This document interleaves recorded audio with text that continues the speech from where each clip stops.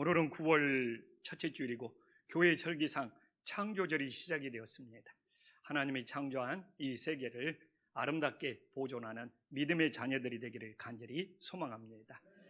저는 이 시편 120편부터 134편까지가 성전에 올라가는 노래입니다. 이 코로나 가운데에서도 우리들이 아버지 집을 찾아서 예배하자는 마음으로 이 성전에 올라가는 노래 15편을 우리 성도님들과 한 달에 한 번씩 나누고 있습니다.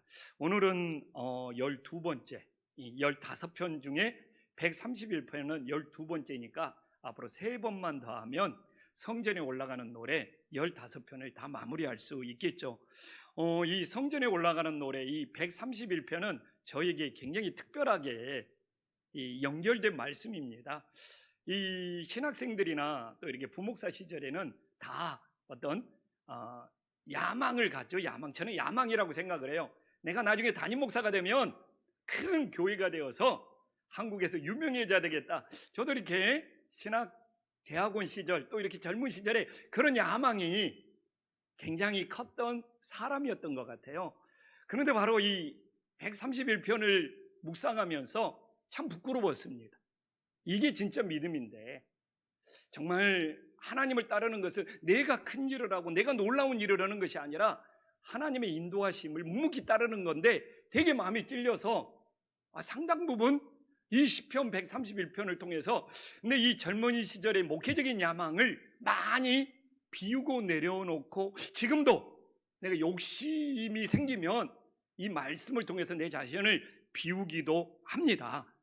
그래서 하나님, 내가 큰 교회, 큰 목회는 못할지라도 정말 하나님 안에서 평온한 목회를 할 수 있게 하여 주세요.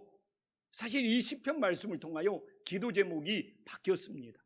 그리고 교회를 개척하고 지금까지 우리 김포안심교회가 큰 교회, 또 큰 목회, 또 유명한 목사는 아닐지라도 정말 우리 장로님들과 성도님들과 정말 평온한 목회를 할 수 있어서 하나님 앞에 너무 감사합니다. 코로나로 제가 다음 세대를 안타깝게 생각하고 또 못 나오신 영혼들을 위해서 간절한 마음으로 기도하는 것은 제 사명이죠. 그러나 제 목회는 참 하나님이 주시는 평온함이 있어요. 우리 교회에서 다 선교의 비전을 함께 동참해 주시고 그리고 특별히 저는 20년 동안 목회하면서 저를 힘들게 하는 성도님들이 없는 것도 하나님 앞에 감사하고 그래서 하나님께서 나의 어떤 야망을 내려놨더만 이 시편 131편을 통해서 나의 어떤 욕심을 내려놓으니까 하나님께서 이렇게 개척교회 20년 동안 참으로 평온한 목회를 할 수 있어서 하나님 앞에 너무 감사해요. 그래서 정말 이 말씀을 통해서 우리들이 하나님 앞에 이 평온함을 누릴 수 있는 것이 얼마나 큰 은혜인 줄을 다시 한번 묵상할 수 있는 소중한 시간이 되기를 간절히 소망합니다.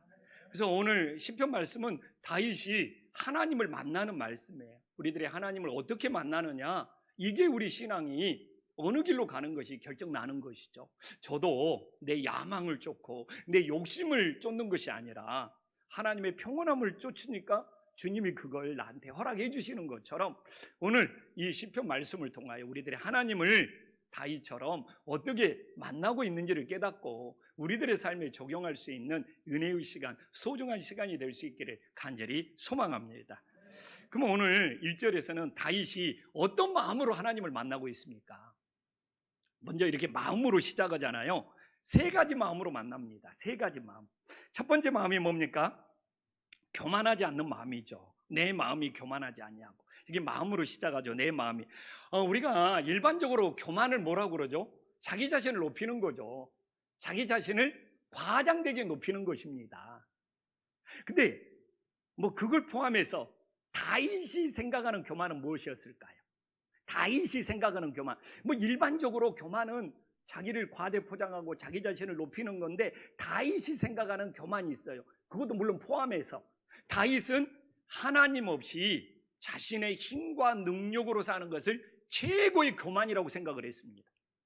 다윗은 최고의 권력과 최고의 힘을 지닌 왕이잖아요. 얼마든지 자기 자신을 높이면서 자신의 힘과 능력으로 살아갈 수 있었어요. 그러나 다윗은 교만하지 아니합니다. 그 이야기는 무엇이냐? 하나님 없이 자기 힘과 능력으로 살지 않겠다는 거예요. 그러면 그 증거가 뭔지를 찾아보잖아요. 시편 51편 11절에 봐보십시오. 이건 진짜 다윗의 간절한 눈물의 기도입니다. 나를 주 앞에서 쫓아내지 마시며 주의 성령을 내게서 거두지 마소서. 이게 다윗이 교만하지 아니하다는 증거가 되는 겁니다. 근데 이런 똑같은 기도를 모세도 드리고 있어요. 모세 막 홍해를 가르고 막 위대한 카리스마를 지닌 하나님의 지도자인 것 같지만 모세를 뭐라고 하는지 알아요? 온 지면의 모든 사람 중에 가장 겸손한 사람이다. 왜 그렇습니까? 광야를 행전할 때 하나님이 함께하지 아니하면 한 걸음도 가지 않겠다는 거예요. 하나님이 함께할 때 내가 한 걸음을 나가는데 하나님 없이는 한 걸음도 나가지 않겠다는 거예요. 그래서 모세가 당시에는 모든 지면에 있는 사람 중에서 가장 겸손한 사람이 되었고, 다윗도 오늘 봐보십시오. 나를 주 앞에서 쫓아내지 마시며 주의 성령을 내게서 거두지 마옵소서. 이게 바로 다윗이 교만하지 아니하다는 증거입니다. 그래서 오늘날 이 시대를 살아가면서도 코로나가 힘들잖아요.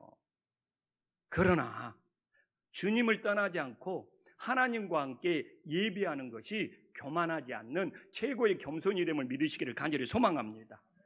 그래서 교만은 자기가 몰라요. 교만은 내가 교만하다 아는 사람도 있지만 그만 안 하겠죠. 교만은 자기 자신이 교만한지 모르는 거예요. 그래서 이 시대의 영적인 교만은 뭐냐? 하나님 없이 코로나가 힘들다 하면서 하나님 없이 자기 힘과 능력으로 살아가는 거예요. 자신도 모르는 영적인 교만이 될 수 있습니다.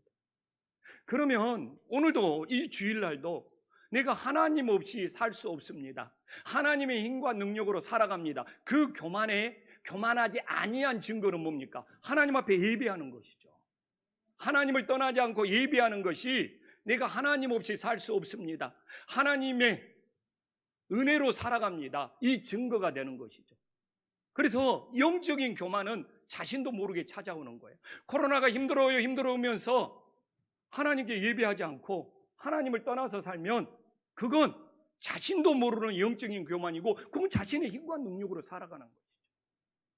진짜 코로나가 힘들다면 나 정말 하나님 없이 살아갈 수 없습니다. 다윗처럼 모세처럼 하나님 없이 한 걸음도 나갈 수 없습니다. 하나님 나를 떠나지 아니하시고 내 안에 성령을 거두지 마시고 나와 함께하여 주시옵소서.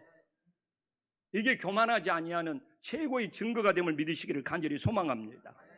그래서 교만하지 아니하다는 것은 어떠한 형편과 처지에서도 항상 주님을 떠나지 않고 주님과 함께하는 것이 교만하지 아니하는 최고의 증거가 됨을 믿으시기를 간절히 소망합니다. 또한 다윗이 오늘 어떻게 하나님을 만나고 있습니까? 1절에 보면 오만하지 않는 눈입니다. 근데 봐보십시오. 교만은 마음에가 있잖아요.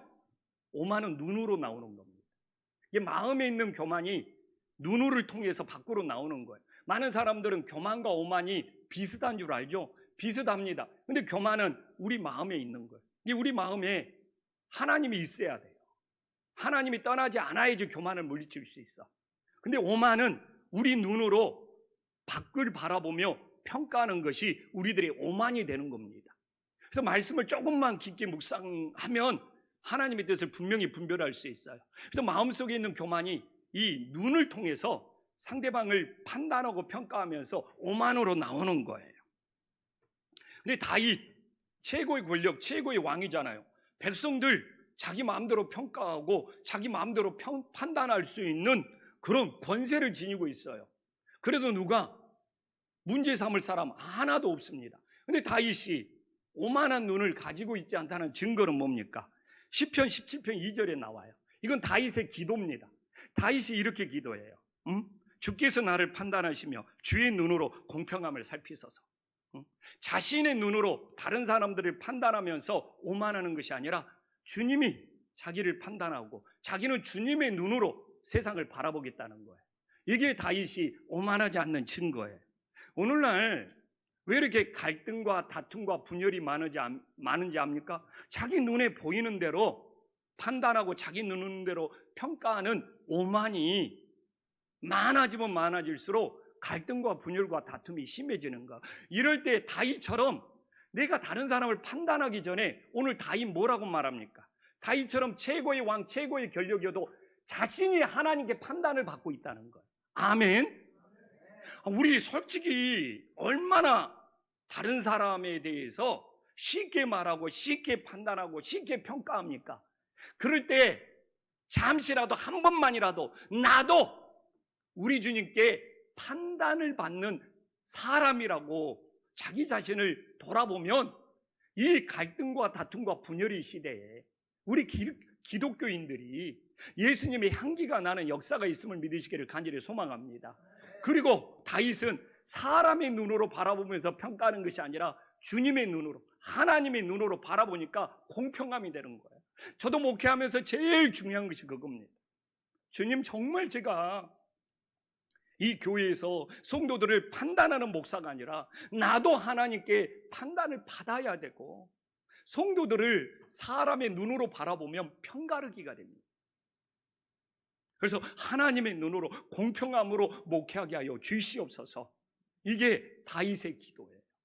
그래서 오늘날 너무나 많은 사람들이 자기 눈으로 바라보면서 판단하고 평가하는 오만이 심해지기 때문에 갈등과 다툼이 많아지고 있어요.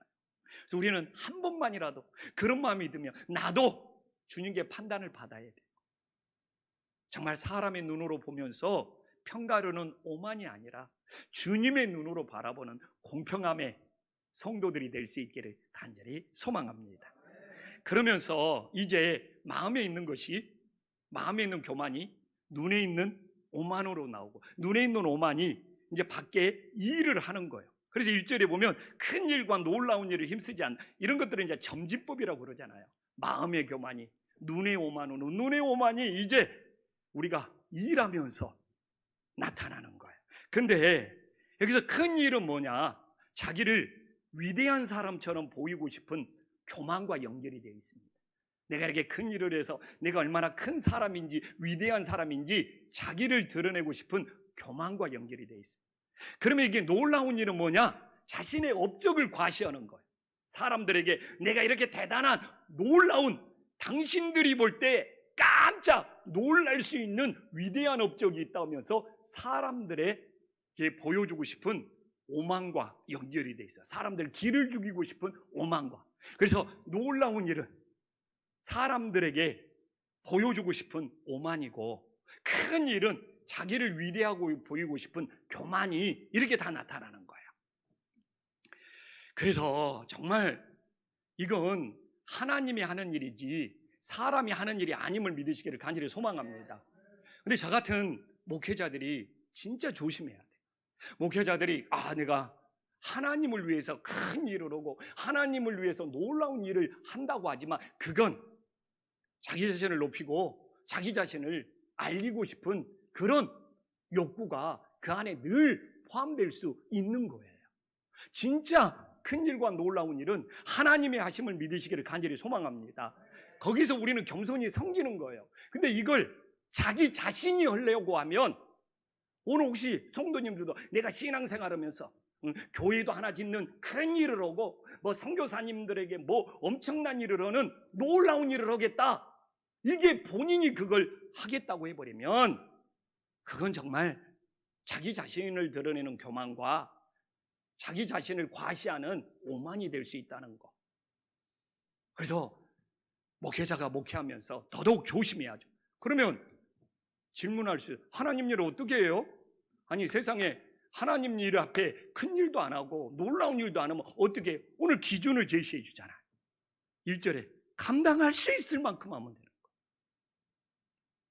거예요. 주님을 위하여 내가 감당할 수 있을 만큼 사역할 때 진짜 겸손함이 됨을 믿으시기를 간절히 소망합니다. 우리 교회 20년 동안 선교회 왔잖아요. 선교사님들이 요청도 하고 부탁도 하죠. 그러면 한신교회가 감당할 수 없어요.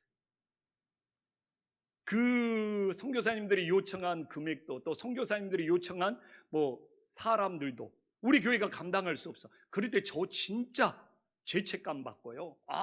성교사님 부탁했는데 우리 교회가 아직은 그걸 감당할 수가 없어서 할 수 없는 것 때문에 얼마나 죄책감 느끼고 짓눌리고 정말 스트레스 많이 받았는지 모릅니다. 그런데 지금은 자유예요. 우리 김포한신교회가 선교하면서 우리 교회가 감당할 수 있을 만큼만 마음을 다하면 된다 하면서 내 마음에 자유함이 찾아왔어요. 아멘. 그렇잖아요. 근데 감당할 수 없는 것을 내가 좀 큰 일을 보여야지, 놀라운 일을 보여야지, 이런 욕심이 앞서면 감당할 수 없는데 본인이 하겠다고 해서 그것 때문에 사람들이 시험 들고 넘어지는 거예요. 그래서 코로나 시대지 않습니까? 성도님들이 어렵습니다. 그래서 저는 우리 성도님들에게도 부탁하고 싶어요. 감당할 수 있을 만큼 마음을 다할 때 주님께서 그 중심을 받으심을 믿으시기를 간절히 소망합니다. 예전에 막 부흥회하고 교회 건축 오면 막 부흥사들이 작정헌금을 시킵니다. 얼마 할 사람, 얼마 할 사람. 근데 감당할 수 있냐 없냐를 생각하지 않고 약속하고 맹세했다가 정말 어려움 겪고 시험 들고 또 약속은 했는데 감당할 수 없어가지고 무리수를 둬서 그걸 해결을 하게다가 정말 문제 생기는 일 얼마나 많았습니까? 그래서 하나님 앞에 저는 그래요. 올바른 믿음은 뭐냐? 감당할 수 있을 만큼만 하면 됩니다. 근데 주님이 해주십니다 하면서 감당할 수 없는 걸 감당하겠다고 했을 때 저는 그게 오히려 우리를 크게 시험 들게 하는 지름길이 된다는 겁니다. 그래서 저는 하나님 앞에 이 코로나 시기에 우리 교회에 막 어렵다고 성도님들한테 읍소하면서 성도님들이 저는 그러고 싶지 않아요. 감당할 수 있을 만큼 하면 되는 거예요. 우리 성도님들이 감당할 수 있을 만큼 헌신하고 봉사하고 충성해주면 우리는 거기에 맞춰서 그 수준에서 감당해 나가면 되는 거예요. 아멘. 근데 성도님들이 해주는 거에, 성도님들이 감당하는 거에 비해서 우리 교회가 감당할 수 없는 계획을 잡았을 때 문제가 되는 것이지, 성도님들이 감당할 수 있을 만큼 교회 헌신을 하시면 거기에 맞춰서 우리 교회도 그 수준에서 감당해 나가면 이 어려운 코로나 시기에도 전혀 문제가 안 되는 거예요. 그래서 코로나니까 막 교회가 막 어렵고 힘들고 그럴 수 있죠. 그러나 저는 감당할 수 있을 만큼, 이게 선교를 하든 이 목회를 운영을 하든 이게 모든 것이 하나님이 주신 마음이라고 믿기 때문에 이 어려움이 되지 않고 잘 이겨갈 수 있는 은혜가 됨을 믿으시기를 간절히 소망합니다. 그래서 오늘도 여기 예배에 참석하고 또 집에서 예배드리는 성도님들 코로나로 얼마나 힘들고 어려워요. 부담 느끼지 마십시오. 이 코로나 시기에 어려운 것은 자기 책임이 아니랍니다. 그런데 혹시 내가 하나님 앞에 이건 못해서 어떻게 될까 부담 느끼지 마시고 정말 오늘 말씀대로 감당할 수 없는 것에 부담 느끼지 마시고 정말 이 코로나 시기에 감당할 수 있을 만큼 우리 성도님들이 시간도 내고 헌신해 주시면 교회도 그것만큼 감당하면서 하나님의 뜻을 이루어갈 수 있는 복된 교회, 복된 성도님들이 될 수 있기를 간절히 소망합니다. 그래서 내 마음에 자유함이 있다니까요. 내 마음에 평안함이 있어요. 안타까움하고 다른 거죠. 안타까워서 교육세대, 다음 세대들을 기도하고 있지만 목회하면서 정말 감당할 수 있을 만큼 해야지. 그래서 주님이 주시는 자유함, 평안함, 우리 성도님들도 함께 누릴 수 있기를 간절히 소망합니다. 그러면 이제 마음에서 시작해서 눈으로 가고 눈에서 시작해서 일로 갔잖아요. 그러면 2절에는 그 다음 단계로 넘어갑니다. 이제 영혼이잖아요. 영혼. 2절에 봐보면 우리의 영혼이 하나님을 만나야 되는 거예요. 2절에서 우리의 영혼이 어떻게 하나님을 만나죠? 우리의 영혼이 고요하고 평안하게 하나님을 만나야 되는 거예요. 지금 말씀이 굉장히 체계적이잖아요. 마음에서 시작해서 눈으로 가고 눈으로 가서 일로 갔는데 더 중요한 것은 우리 영혼이에요. 우리 영혼이 고요하고 평온하게 만나야 돼. 근데 고요함이 있어야지 평온해지지 고요함이 없이는 절대로 평안할 수가 없는 거예요. 고요하다는 것은 무엇입니까? 출렁이거나 흔들리지 않고 잠잠하다는 거예요. 아멘. 그렇잖아요. 막 세상에 뭐 풍랑이 일어나고 막 그럴지라도 내 영혼이 출렁이거나 흔들리지 않고 고요해서 잠잠하다는 거예요. 근데 고요해서 잠잠하면 평온으로 연결이 되죠. 평온은 앞에 있는 고요함에 달려 있는 거예요.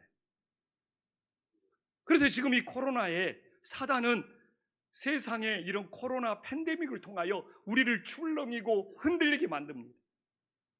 그럴지라도 우리가 하나님 앞에 고요한 잠잠함을 유지할 때 이 평온을 누릴 수 있는 은혜가 있음을 믿으시기를 간절히 소망합니다.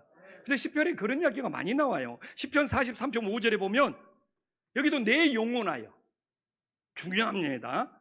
마음인지 영혼인지 이건 중요합니다. 내 영혼아, 내가 어찌하여 낙심하며 어찌하여 내 속에서 불안하는가. 그래서 내 영혼이 요동치고 내 영혼이 출렁이면 나타나는 증상이 불안이에요. 불안.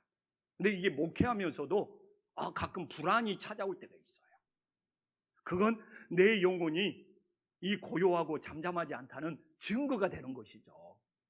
그러면 어떻게 해야 됩니까? 다윗은 시편 62편 1절도 그러고 또 43편 5절 후반부에도 나와 있잖아요. 나의 영혼이 잠잠. 여기서도 나의 영혼이 잠잠이. 여기서 나의 영혼이 잠잠이라는 것은 고요하고 평온하다는 거예요.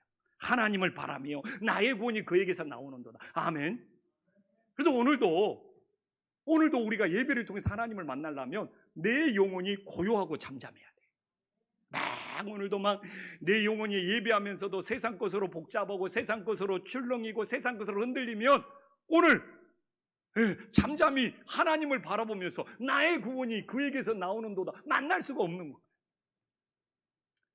그래서 아마 사단은 이 코로나 팬데믹 말고도 계속 우리의 영혼을 흔들려고 할 거예요. 그럴지라도 우리가 이 고요하게 잠잠함으로 평온을 유지할 수 있는 은혜의 역사가 있기를 간절히 소망합니다. 그러면 어떻게 평온해야 되느냐? 그 답을 주고 있잖아요. 2절에서 어떻게 해요? 젖된 아이가 어머니 품에 있는 것으로 만나야 돼. 근데 이 말씀이 왜 은혜가 되는지 알아요?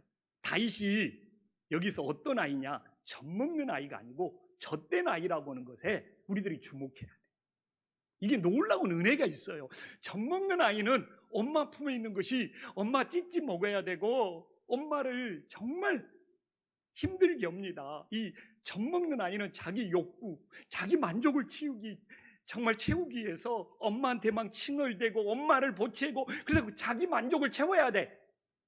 이 생육의 어떤 욕구로 엄마 품에 있는 거예요. 그러나 젖된 아이는 성숙한 거예요. 엄마 품에 안식이 있고 엄마 품에 평안이 있고 엄마 품이 아늑한 거예요. 그래서 오늘 다윗이 놀라운 것은 젖먹는 아이가 아니고 젖된 아이가 엄마 품에 있을 때 진정한 평온과 진정한 감사가 있음을 믿으시기를 간절히 소망합니다. 그러나 이 땅의 신앙이 너무 젖먹는 신앙이에요. 젖먹는 신앙처럼 하나님 앞에 내 만족 채워주세요, 내 피로 채워주세요, 내 욕구 채워주세요, 너무 칭얼대고 보채는 신앙. 근데 처음 신앙했을 때는 다 그럴 수 있어요. 근데 연수를 더하면서 신앙이 성숙하면 이제 젖먹는 아이의 신앙에서 젖된 신앙으로 성숙해져야 될 거 아닙니까? 근데 이 젖먹는 신앙에서 못 벗어나면 늘 칭얼대고 보채면서 내 만족, 내 요구, 내 욕구 채워달라고 칭얼대고 보채면서 신앙생활을 하다가 이 교회에서 안 해주면 다른 교회 가서 그 교회에서 또 새 가족이 되어가지고 또 칭얼대고 보태면서 젖먹는 신앙으로 내 욕구를 채워달라고 또 거기서 1, 2년 하다가 또 그러면 또 다른 교회에 옮겨서 또 칭얼대고 보채면서 내 욕구 채워달라고. 그래서 한국교회가 이 젖먹는 신앙 때문에 교회가 참 어지러워요. 그래도 우리 김포 한신교회는 우리 성도님들이 말씀으로 훈련받고 신앙으로 성숙해져서 이 젖먹는 신앙이 아니라 젖된 신앙이 되어서 주님과 정말 안식의 마음으로, 사랑의 마음으로, 평안의 마음으로 만날 수 있는 은혜의 역사가 있기를 간절히 소망합니다. 그래서 젖먹는 아이 신앙이 잘못됐다는 것이 아니라, 좀 이렇게 세례받고 좀 이렇게 집사 직분 정도 받으면 젖된 아이로 자라나야 되는데, 그것이 안 되는 것이 한국교회를 어지럽히는 것이죠. 그래서 저는 이 코로나의 신앙에 내가 젖먹는 신앙이냐, 내가 젖된 신앙이냐, 분별의 역사가 일어나고 있는 거예요. 이 코로나로 이렇게 어렵고 힘들잖아요. 젖먹는 신앙은 내 피로를 안 채워주네, 내 욕구를 안 채워주네, 내 만족을 안 채워주네 하면서 하나님을 떠날 수 있는 정말 가능성들이 많아요. 그러나 이미 젖먹는 신앙에서 젖된 신앙이 되었으면 이렇게 코로나로 어렵고 힘들기 때문에 정말 주님 품에서 더 참된 평안, 더 참된 안식을 누려야 되겠다면서 주님 품에 안기는 거예요. 그래서 오늘 우리는 집에서든 교회에서든 상관없어요. 젖먹는 아이로 코로나가 힘들다고 보채고 칭얼대는 신앙인지, 아니면 젖된 신앙이 되어서 가정에서든 교회에서든 오늘도 이 주일날 주님 품에서 참된 안식과 참된 평안과 참된 은혜를 누릴 수 있는 믿음의 신앙으로 성숙해지는 은혜의 역사가 있기를 간절히 소망합니다. 그러면서 다윗은 마무리를 하죠. 3절에 이스라엘아 지금부터 영원까지 여호와를 바랄지어다. 이거 3절이니까 오늘은 설교를 빨리 끝나네, 좋네, 막 기쁠 것 같죠. 근데 이제 절반 지났어요. 진짜 하는 이야기예요. 너무 그런 기대 갖지 마세요. 근데 봐보십시오. 여기서 하나님을 바라는 것이 영원까지는 이해가 돼. 근데 항상 지금부터 시작이라는 거예요. 지금부터 영원까지. 그러니까 신앙은 어제의 일 가지고, 지난 일 가지고, 당신 왜 그랬어? 이것 가지고 과거가 발목 잡는 것이 아니라 하루를 시작하는 지금부터, 늘 하루를 시작하는 지금부터 영원까지 주님을 바라볼 수 있기를 간절히 소망합니다. 그래서 오늘 말씀을 들으면서 나는 어제까지 젖먹는 신앙이었어. 젖먹는 신앙으로 나는 정말 하나님 앞에 내 만족을 채워달라고 칭얼대서 그럴 수 있어요. 그러면 지금부터, 오늘 지금부터는 젖된 신앙이 되어서 영원까지 주님을 바라보는 것이 오늘 다윗이 주님을 바라봐라는 영적인 원리가 됨을 믿으시기를 간절히 소망합니다. 근데 신앙을 지금부터 늘 새 마음, 늘 새롭게 날마다 출발하는 지금부터가 돼야 되는데, 그것이 안 된 신앙은 참 힘듭니다. 누가 몇 년 전에 나한테 어쨌고, 누가 지난번에 나한테 어쨌고, 그래서 지금부터가 없어. 지금부터가 없으면 영원까지도 안 되는 거예요. 오늘 다윗이 고백하는 말씀 그대로 나누는 거예요. 다윗이 그런 의대로. 다윗은 과거에 잘못도 있고 문제도 있고 다윗도 허물이 많아요. 그러나 하나님을 만나는 마음은 늘 지금부터요. 그러면서 영원까지 바라본다는 그 다윗의 고백이 정말 우리 김포 안식교회의 모든 성도님들에게 찾아올 때 건강한 교회가 됨을 믿으시기를 간절히 소망합니다. 그러면 여기서 바랄지어다 그러잖아요. 근데 성도님들이 제일 많이 쓰는 말들이 뭐냐? 주님 바라보세요. 주님 바라보세요.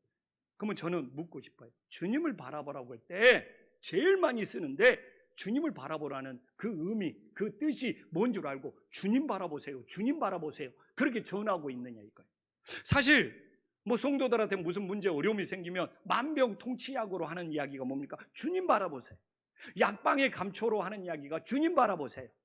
근데 주님을 바라본다는 것에 어떤 뜻이, 어떤 의미가 있는지를 묵상해야죠. 히브리어로 3가지 의미가 있더라고요. 한국 성경에 다 번역이 되어 있어요. 첫 번째는 뭐냐? 주님을 바라본다는 것은 주님을 의지한다는 거예요. 주님을 의지함으로 바라본다는 거예요. 아멘. 맹목적인 바라봄이 되면 안 돼요. 이게 새번역, 우리가 보는 새번역 보는 사람들도 있더라고요. 새번역에는 어떻게 나오냐? 오직 주님만 바라봐라는 거예요. 오직 주님만 바라봐라. 그러면 내가 진짜 주님을 의지하면서 바라보는 줄을 알아야 되잖아요. 내가 진짜 주님을 의지하면서 바라보면 두려움이 사라져. 아직도 내 마음에 두려움이 안 사라지고 있다? 불안이 안 사라지고 있다? 진짜 주님 의지하면서 바라보는 것이 아니에요. 시편 56편 4절에 보면 다윗이 그래요. 내가 하나님을 의지하였은즉 두려워하지 아니한다. 그러니까 우리가 바라봐라 주님 바라봐라는데 이 첫 번째 주님을 바라본다는 것은 의지함으로 바라보니까 두려움이 사라지더라는 거예요. 그럼 우리 성도님들은 맹목적인 바라봄이 아니라 입술로만 바라보는 것이 아니라 진짜 주님을 의지함으로 바라봐서 모든 두려움이 사라지기를 간절히 소망합니다. 또한 의지하고 바라봐라, 이게 신뢰함으로 바라봐라는 거예요. 오늘 본문에서는 신뢰함으로 바라보는 뜻이 오늘 본문에서는 제일 맞아떨어져요. 왜 그러느냐? 주님을 신뢰함으로 바라보면 평온이 찾아오는 거예요. 평안함이 찾아오는 거예요. 내가 그냥 단적으로 우리 아내를 내가 신뢰하지 못해. 우리 아내가 밖에만 나가면 다른 남자를 만날 것 같아. 그러면 내 안에 평안이 있겠냐고. 그러나 내가 내 아내를 신뢰함으로 바라보기 때문에 내 마음에 평안이 있는 거예요. 예를 들자면, 그래서 이사야에 우리가 이미 26장 3절로 은혜를 나눈 적이 있지 않습니까? 주께서 심지가 견고한 자를 평강하고 평강하도록 지키리니. 왜 그래요? 이는 그가 주를 신뢰합니다.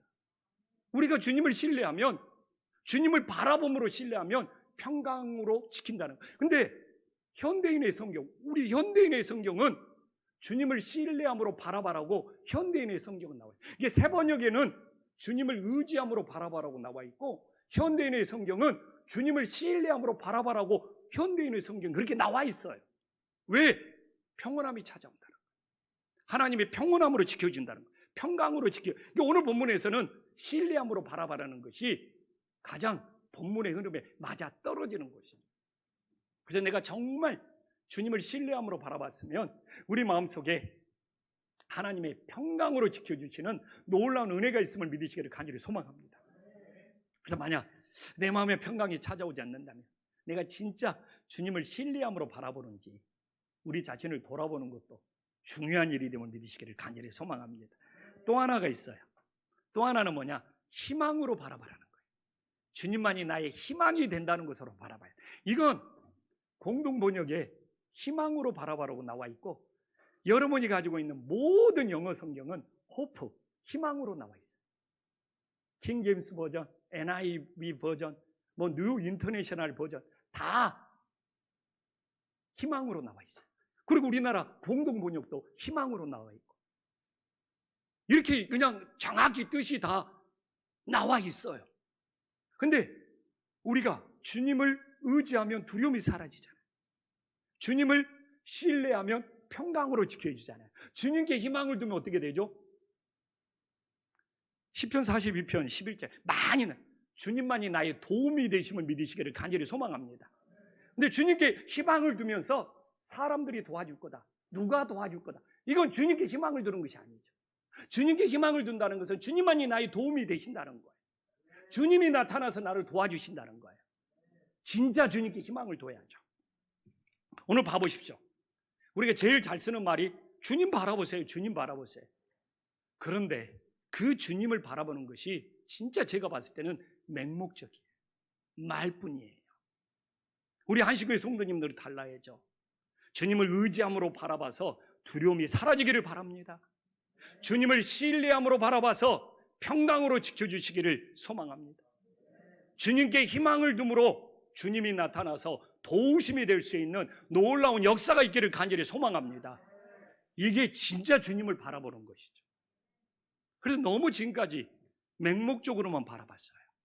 그러나 이제 의지하고 신뢰하고 희망을 두는 바라봄으로 하나님의 능력이, 하나님의 역사가 나타날 수 있기를 간절히 소망합니다.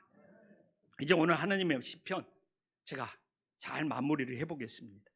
오늘 다윗의 영혼이 고요하고 평온해서 젖된 아이처럼, 젖 먹는 아이가 아니라 젖된 아이처럼 엄마 품에서 평온할 수 있었던 이유는 무엇입니까? 이걸 찾아야 돼. 그거 못 찾으면 안 돼. 그건 1절에 아니하고의 경건이 있었기 때문입니다. 오늘도 우리가 예배드리고 세상에 나가서 다윗처럼 하나님의 뜻이 아니면 아니하고가 돼야 돼. 아멘. 이게 신앙의 깊이고 경건의 삶인 거예요. 오늘날 기후 재앙 때문에 탄소 제로, 탄소 중립 이게 이슈입니다. 그래서 요새 자동차도 이제 수소차로, 전기차로 바뀌고 있습니다. 우리는 몇 년 후면 모두 다 전기차나 수소차를 타게 될 겁니다. 왜? 오늘이 창조절이잖아요. 지구가 이 이산화탄소 때문에 몸살을 앓고 있어요. 기후재앙이 닥치고 있어요. 그래서 자동차 업계가 변화가 시작이 되었습니다. 그런데 이 탄소 제로를 위해서 이 자동차 업계가 수소차, 전기차로 변해도 그 자동차가 바뀌지 않고 제일 중요한 것이 있어요. 그게 뭡니까? 브레이크입니다. 브레이크. 만약 저는 수소차로 바뀌었네, 전기차로 바뀌었네, 근데 그 자동차가 브레이크 기능이 잘 안 된다면 그건 세상에서 가장 위험한 무기가 되는 거예요. 한국교회가 왜 위기를 만난지 압니까? 주님께 구하는 것은, 주님께 열심으로 구하는 것은 브레이크가 없이 질주를 했습니다. 전 세계에서 한국 성도들만큼 열심히 구하는 사람이 없을 정도로. 근데 무엇이냐? 세상에 나가서 주님의 뜻이 아니면 아니하고 이 멈추는 것이 없어요. 그래서 저는 분명히 말합니다. 세상에서 주님의 뜻이 아닌 것을 멈추고 주님께 간구해야지 경건한 기도, 거룩한 기도가 되는데, 세상에 나가서 아니하고는 없어. 주님의 뜻이 아니면 아니하고 멈춰야 돼. 근데 세상에 할 거 다 하면서 주님께 나와서 간구는 열심히 하면서, 왜 주님 내 기도 안 들어줘요? 내가 이렇게 열심히 구하는데. 이게 우리의 현실이에요. 저는 앞으로 우리 한국교회 하나님께 열심히 구하는 거 멈추지 말고 해야 됩니다. 그러나 밸런스, 균형. 이 예배가 끝나고 세상에 나가면 아니하고는 하지 말아요. 주님의 뜻이 아닌 건 멈춰야 돼요. 스톱해야 돼요. 자동차가 수소차, 전기차로 바뀔지라도 브레이크가 작동하지 않는다. 가장 무서운 흉기가 되는 것처럼 우리의 신앙도 똑같아요. 주님께 구하는 것은 그냥 목숨 걸고 오는데, 세상에 나가서 하나님의 뜻이 아닌 것을 아니하고가 안 되어버리기 때문에 우리 기독교가 전혀 세상에서 신뢰받지 못한 종교로 추락하고 있는 현실이지 않습니까? 우리는 할 수 있어요. 아니하고는 우리 양심이 말해요. 아니하고는 우리가 이미 말씀으로 기가 따갑도록 들었어요. 그래서 제가 반복할 필요가 없어요. 그래서 아니하고를 모르는 기독교, 이건 경건이 사라진 기독교입니다. 그래서 우리는 앞으로도 계속 구해야 됩니다. 부족하고 연약하기 때문에. 그러나 주님의 뜻이 아니면 아니하고로 멈출 수 있는 그 믿음이 진짜 경건한 믿음이고 살아있는 믿음이고 건강한 믿음입니다. 그래서 지금까지 우리는 구하는 것은 잘해왔습니다. 그러나 다윗처럼 하나님의 원하는 것이 아니면, 하나님의 뜻이 아니면 아니하고를 할 수 있는 그 믿음이 세워졌을 때 이 땅에 교회가 세상에 희망을 줄 수 있는 거예요. 아멘. 그래서 우리 김포안식교회는 앞으로도 계속 구하는 것도 열심이지만 하나님의 뜻이 아니다 그럴 때는 아니하고도 결단할 수 있는 살아있는 믿음, 경건한 믿음이들이 될 수 있기를 간절히 소망합니다. 기도하겠습니다.